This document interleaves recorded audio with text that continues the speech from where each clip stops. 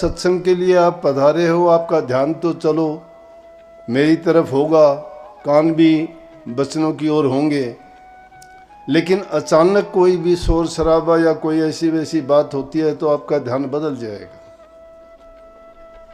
और क्या पता उस मौके पे आपके कौन से हित की बात हो, आपकी कौन सी वो ज़रूरत की बात हो, शायद आपको उसी बात से लाभ होना हो और वो अवसर चूक जाएगा। जिस प्रकार से इंसानी जीवन के बारे में कहा है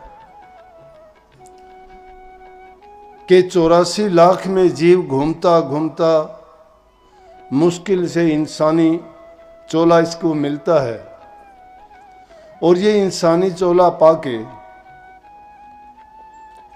इस तरह की भूल कर बैठता है तो फिर 84 में जाना पड़ता है।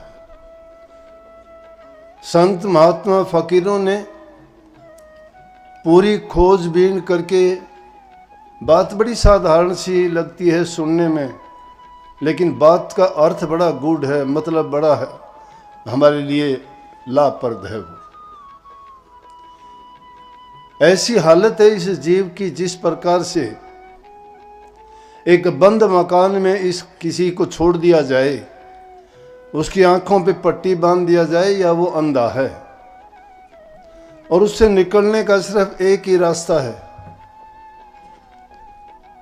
तो रास्ता खोजने के लिए वहां से निकलेगा, कैसे रास्ता ढूंढेगा, दिखाई नहीं देता है उसको। मान लिया उसके हाथ भी पीछे बांध रखे हों या हाथ भी ना बांध रखे हों, अंधा हो, बाहर निकलना चाहता है, उसको पता है मैं बंद हूं, इससे निकलने का एक ही रास्ता है, तो दीवार से हाथ लगा के घूमेगा कि जहां रास्ता आएगा मुझे पता लग जाएगा, मैं बाहर निकल जाऊंगा। और वो घूमते घूमते जब पूरा चक्कर लगा लेता है, दरवाजे के पास पहुंचता है और वहां उसको खुजली होनी शुरू हो जाए, और जिस हाथ से वो दीवार से रास्ता ढूंढ रहा था वही हाथ उस खाज करने में वो प्रयोग कर ले और 2 कदम आगे निकल जाए तो रास्ता निकल गया उसका। फिर हाथ लगा के उसे दीवार के चारों ओर फिर घूमता रहेगा। ये विषय विकारों की खुजली, ये काल और माया का खेल इसी प्रकार से इस जीव को ठगता है।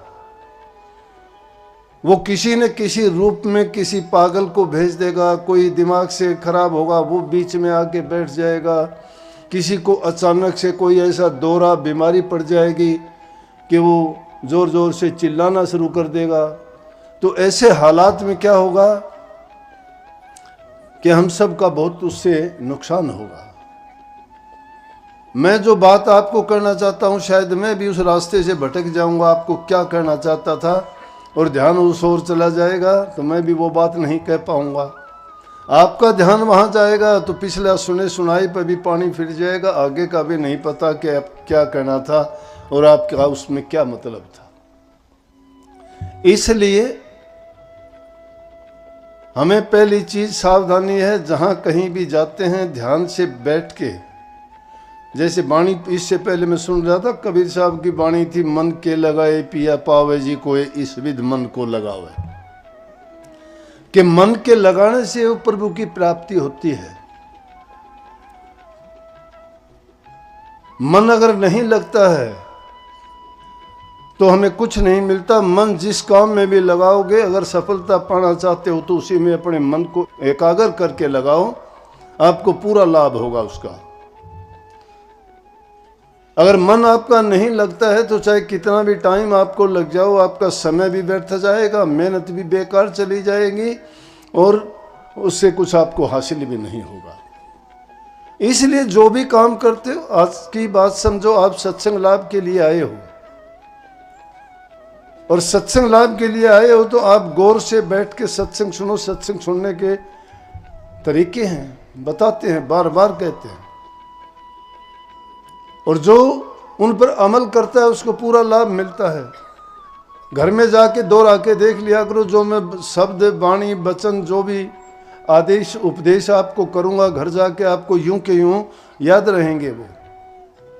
और वो याद नहीं रहेंगे। जब कभी ऐसा अवसर आएगा, कोई ज़रूरत पड़ेगी, तो वाणी आपके सामने खड़ी हो जाएगी कि ऐसा बोला था, ये कहा था, और अब ऐसा होने लग रहा है, तो आप उस चीज़ के लिए चौकन्ने हो जाओगे। किस तरह से कि एक ठगों की नगरी थी, ठग रहते थे उसमें, वो ठगने का काम करते थे, पूरा परिवार का उनका यही धंधा था। एक बूढ़ा उनमें जो था, आखिरी वक्त आया, मरने लगा, उसको पता लग गया कि अब मेरे प्राण अंत होने वाले हैं। अपने बच्चों को इकट्ठा करके कहने लगा कि यहाँ पे आओ, तुम्हें बात बताऊंगा। समाज में हम रहते, हम भी ऐसा करते हैं। जाने से पहले बुजुर्ग अपने बेटे पोते, लड़कियों, धी जमाइयों को इकट्ठा करके कहते हैं, देखो मैं वृद्ध हो चुका हूँ, मैंने उसका ये देना है, मैंने उससे ये लेना है, मैंने उसका ये कर दिया, मैंने उसका ये कर दिया, मैंने सब हिसाब कर दिया है, ये बाद में तुम्हें इस तरह से करना। अचानक तो कोई बात हो जाती है तो अलग बात है, नहीं तो बड़ी अवस्था होने के बाद इंसान सोचता है कि मेरा अंत समय है और उससे पहले मैं सब हिसाब किताब करवा दूँ। अब सोचते भी हैं हम, इंसान अपने लिए नहीं बल्कि अपने आने वाली पीढ़ियों के लिए जीता है। समाज का हमारा दस्तूर नियम है, ये एक प्रथा पड़ी हुई है, एक ऐसा रिवाज बना लिया कि हम नहीं जीते, हम जीते जी भी अपने लिए नहीं, संतान के लिए करते हैं, उसके लिए भी नहीं।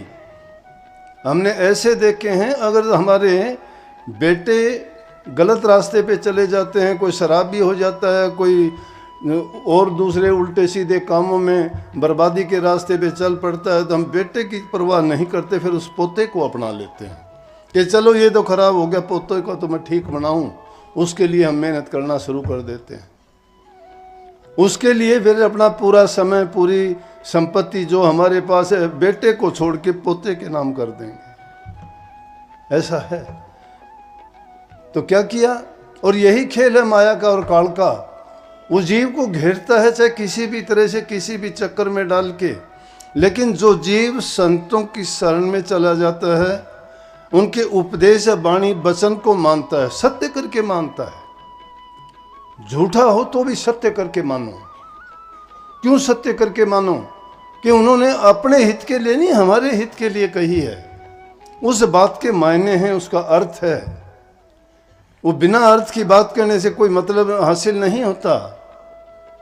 संत अपना समय बर्बाद नहीं करते, पर उपकार, पर हित के लिए, जीवों के कल्याण के लिए, उनको ठिकाने लगाने के लिए, उनके निज देश में भेजने के इंतजाम करने के लिए, उनके लिए पहले उनको जीवन को संवारते हैं, चरित्र ऊंचा बनाने की बातें बताते हैं, घर परिवार में जीने की शिक्षा देते हैं कि वो किस प्रकार से समाज में रहें, कैसे घर गृहस्थी को चलाएं, किस प्रकार से सारे काम करते हुए वो जो मुख्य हमारा उद्देश्य है उसको ना भूलें।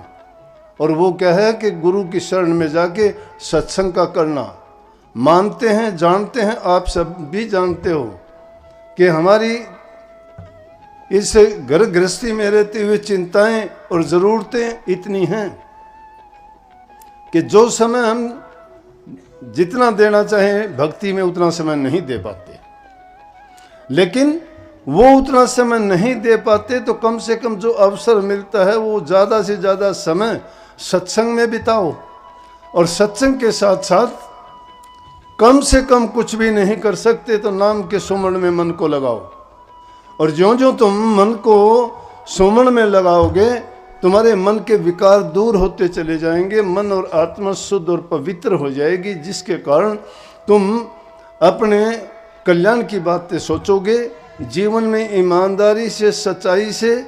और जैसे दूसरा शब्द इसमें गाया था कि साधो सब्र बड़ा हथियार, उसको सब्र आ जाएगा, संतोष आ जाएगा।